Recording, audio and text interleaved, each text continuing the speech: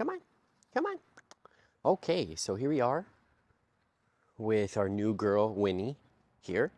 Hi, Winnie. And very first session on leash. Okay, very first session with myself and her. We spent a little bit of time hanging out yesterday in the yard over here. But this is going to be very first session on leash. I like to show you guys, um, you know, in real time, live, what's going on whenever we are gonna not only do our start our first interactions with the learning, but also when we might make a tool change. Okay, so you can see here she's on her harness. Look at this tension here. Okay, she pulls a lot. She'll hunker down, not walk. Okay, so that's something that her owner said, oh yeah, she'll just stop whenever she wants. And I've already experienced it just simply moving her around. Okay, so guys, again, the dogs that are on harnesses are just far worse than dogs that are not on harnesses. Okay, your harness is really working against you, and it's really created a lot of problems. Okay, though I really don't see that the harness has really done any real.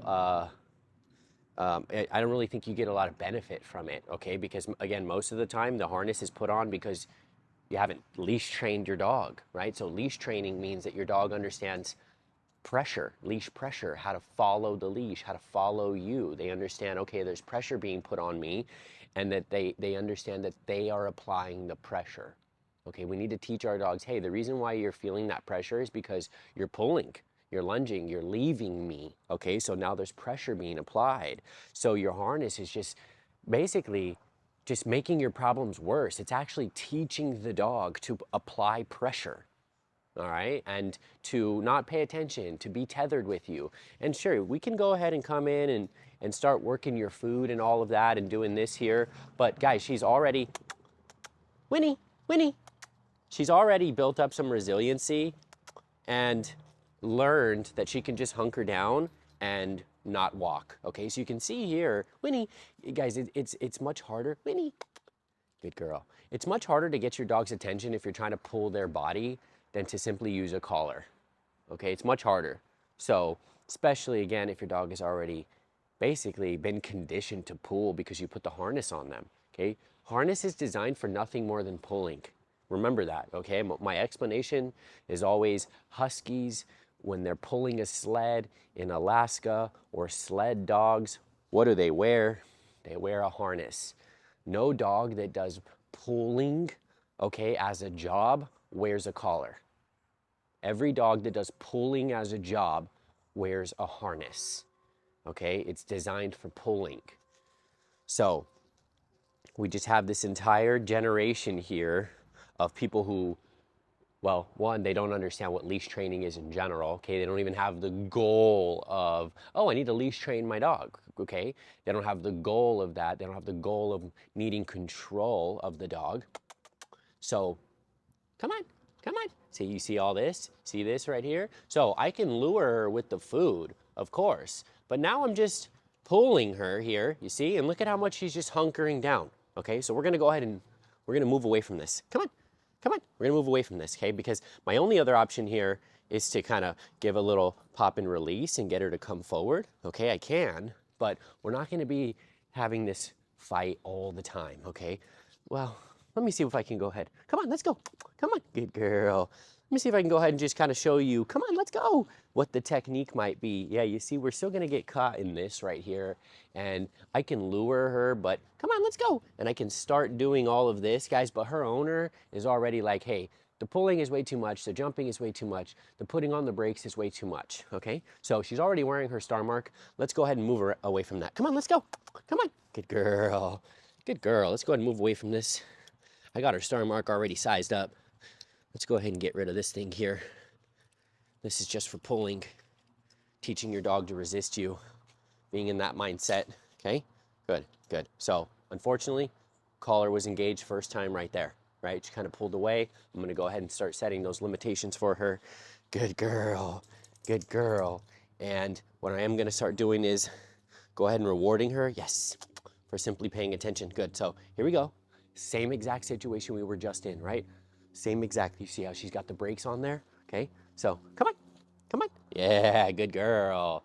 Okay, so she didn't take the food. She didn't take the food, but that's okay. Come on, come on. Good girl. Okay, so I'm just gonna go ahead and start. Come on, let's go. Come on. Good. Come on. Come on. Come on. Come on. Come on. All right, so she's gonna have a little bit of a freak out here because she's not used to that, right? So let's go ahead and just be, come on, let's go. Guiding her around. Good girl. Come on.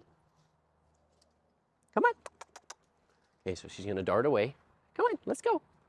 Good girl. Come on. So right now, her brain, come on, let's go. Come on. Come on. Let's go.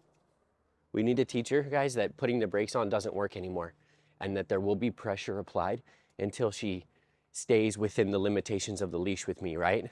So, come on. Come on. Good girl. Good girl. So right here, no pressure on leash. Good girl. Good girl. Good girl. So right here, she's backing away, putting the brakes on. There's pressure. She needs to feel this pressure. Come on. Come on. As she comes forward. Come on. Come on. Good girl. The pressure will go away. As she pulls out, pressure remains. Come on. Good girl. Pressure is away. Good girl. Come on. So simply pressure on, pressure off right here. Okay, so when we're teaching her, come on. And again, it's a different sensation. Before she was able to use all of her body weight. Good girl. Good girl. Against us. Come on. Good girl. Yay. So there. It's a little bit easier. Come on. Good girl. So she does put the brakes on. Come on. But it's a little bit easier already to guide her through that. Come on, let's go. Good girl. Good girl. Yay. Good girl. Yes. Good girl. Good girl. Good girl. Good. Come on. So again, we're trying to teach her. Nope. See how that works sometimes there? They get cooperative. Come on. And then all of a sudden, nope. Come on. They aren't anymore. Okay, so guys, we're just constantly working around. Good girl. Your dog's state of mind here. I'm unsure. Come on. I don't really want to follow. Okay, I do want to follow. Come on. Got to constantly be working around that to be molding following state of mind. She doesn't have a following state of mind, right? No one's ever really been in control. Come on, come on, which is why we get some insecurity, right? Confidence through control. So we have a little bit of insecurity because we've never been in control, right? Your dog is in control. Good girl, good girl. If your dog's calling the shots on how to walk, where to walk, when to walk, your dog's in control. Good girl. Yay, good. Good girl. Good. Let's see if she'll take some food here. Yes. That's real good. That's real good. Good girl. Yeah, good girl. Okay, come on. So once we get past this, come on. Little hump here of learning to follow, she's going to be really good. Textbook golden right here, guys. Good. Good. Yay, good girl. Yay, good girl. Come on, come on. Good. Yay, good. So look, she's, going to be on me, leaning into me, touching me, scratching me a little bit with her paws on my feet, right? But that's fine because, hey, she's not pulling away. We're going to clean all that stuff up, right? But really, I'm wanting the dog to be with me, to follow me, right? To want to engage with me, not to be wanting to pull away and get away from me. That's not what we're looking for. Good girl, yes. Good girl, come on. Come on. Good girl, good. Come on. Yes. Okay, so she gets a little ahead of herself, starts getting excited. She doesn't want to take the food anymore. Come on, good girl. Yay, and then there she goes. She's back to taking food. So it's a nice balance, guys. It's always a balance between, good, when we are, good girl, when she's in the, right state of mind of taking food, when she might slip out of it based on she hears something, just like right now.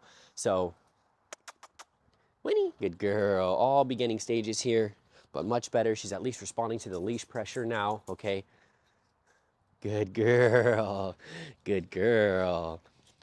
Yay, good girl. Good, come on. Yes, good girl. Good girl.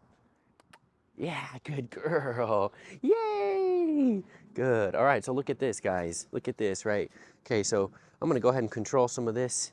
trying to mouth my hand there. I'm gonna go ahead and check it with the leash. Couple leash pops there.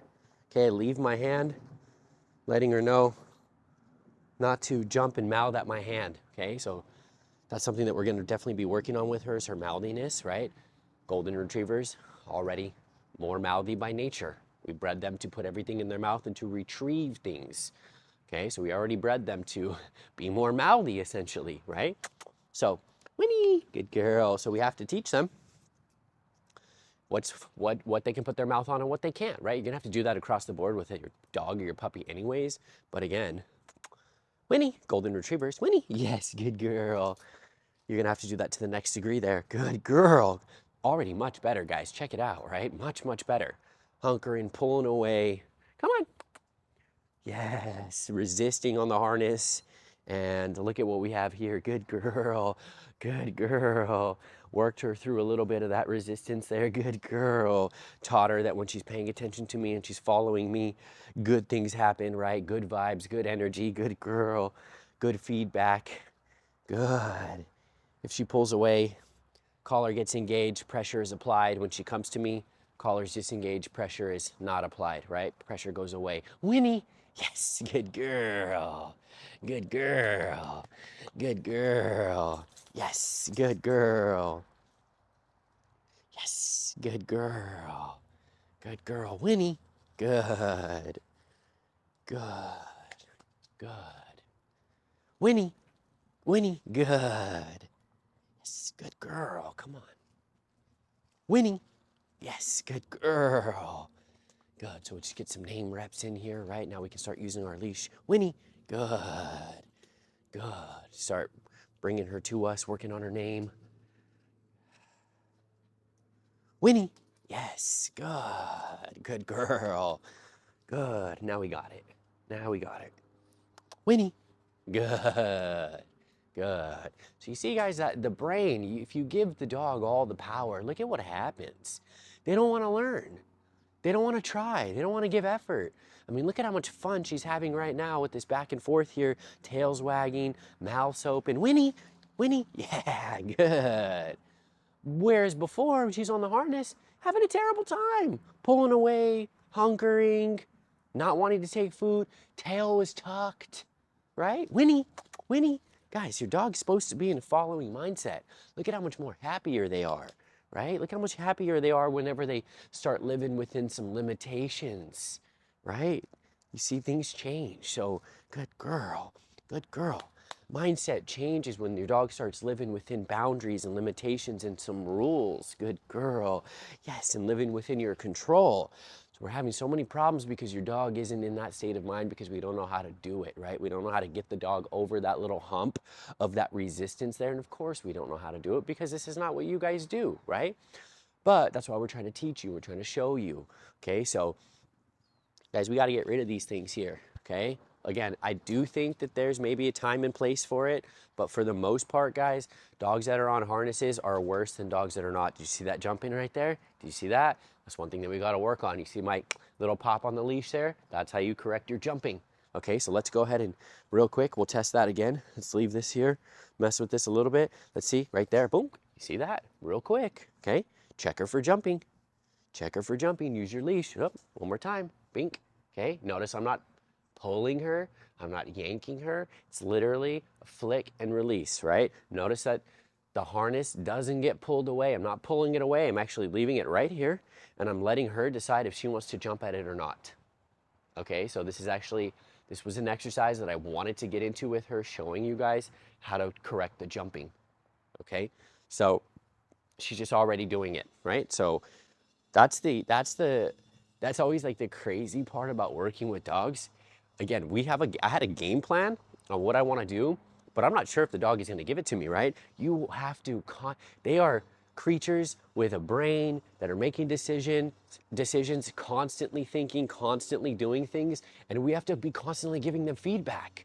So we have to be paying attention to the feedback that you're giving your dog. So many of you, okay, are just the average owner, okay, is actually conditioning a lot of habits and behaviors that you don't want. You're conditioning them because you're feeding into them, and we're not really paying attention. You don't really understand that you're actually molding the behavior that you don't want, because your actions are actually reinforcing the behavior. So here, what was my action when she jumped up at her harness? When she jumped, my action was to use the leash and give her a correction. So that was my way of negatively reinforcing her jumping. I negatively reinforced it. Guys, don't touch the dog, don't push them, don't grab them and pull them down. That's touching them. That's giving them what they want. So you're actually positively reinforcing, okay? Unfortunately, yes, guys, a quick leash pop and leash correction is a negative. So if you're gonna use that right after the dog gives you the unwanted behavior, now the dog is gonna associate, oh, whoa, my jumping gets me that quick leash correction. Okay, that was kind of negative, right? That's negative because it's not the same thing as me going, yeah, good girl, good, and petting her, right? In my positive manner, right? So we have to balance it out. We balance it out. You praise the good, okay? You correct, punish the bad. It's very simple. But nobody's saying be mean to the dog. This is where, we have the incorrect understanding of what correction means. Correction doesn't mean be mean to the dog. No, but it does mean make a lasting impact to affect the dog's decision making. And unfortunately, sometimes simply, like a negative punisher, meaning like removing food, isn't going to work for the dog. The dog may not even care about that.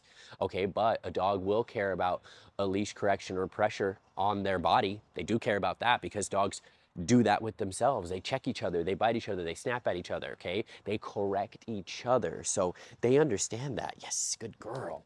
Oh, drop that one. Good girl. Okay, so let's just try to sum this up real quick again. Let's see what happens here. Good. If she doesn't jump, I'm going to go ahead and reward her. That's a good girl. Yay, good girl. Good. She doesn't jump, I'm going to go ahead and reward her. Good girl. Yay. Good girl. And you don't have to use your food here for the reward for not jumping. You can simply just praise her, okay? So we can do this. So I'm just doing this excitement and adding some energy here to try to see if she jumps on me, okay? Because this doesn't mean jump on me. This just means I'm getting excited, right? But often dogs are going to jump for that. Yay! Whoa! Whoa! Little jump right there, little jump right there. Good, we got two. I gave two little leash pops, right? We go right back into it. Yay, yay. So right there, jumped up again, little leash pop, okay? So I'm going short on the leash here, right? Not tight, but going short. Yay, good girl. Whoa, getting excited. Good, she stays down. Good, we'll go ahead and engage, okay? So yeah, she is kind of getting crazy, but it's controlled crazy, right? We have some limitations here. Our dog can totally get excited and have fun with us, but the limitation is jumping up. Look, jumping at my hand, there's a limit, right? So we're gonna go ahead and mouthing the hand, there's a limit. Okay, so nope, limit. Okay, we want to engage, we want to pet our dog, we want to have fun, but limitations, no jumping, no scratching me, no jumping at my hand, no mouthing my hand, right? Limitations, okay? Being clear with the dog, want to engage. Guys, if your dog jumps at you and then all you do is just ignore them and disengage, what is that? You're not actually engaging with your dog. What's the whole point of having the dog if you're not going to engage with them, right? If it's just going to be like, oh, ignore them.